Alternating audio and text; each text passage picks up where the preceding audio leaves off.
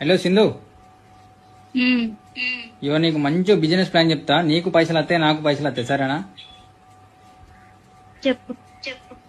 ఇవో ఏం లేదు, మన ఇద్దరం పెళ్లి చేసుకుందాం. పెళ్లి చేసుకుని ఇవి ఉంటది కదా కళ్యాణ లక్ష్మి. కళ్యాణ లక్ష్మి 1,00,000 వస్తాయి. నీకు 50,000, నాకు 50,000. ఏమంటావు? తర్వాత మనం వీడిపోదాం. నాకు పైసలు అవసరం ఉన్నాయి ఇప్పుడు అర్జెంట్. కళ్యాణి లక్ష్మి ఒకటి చాలా, నేను చచ్చిపోతే నీకు ఇంకేమన్నా వస్తాయి? రే చచ్చిపోతే పింఛన్ పైసలు కూడా వస్తాయి. నీ అక్క నేను చావదేంటే కథమే. నాకు పింఛన్ పైసలు ప్లస్ నెలకు 2,000.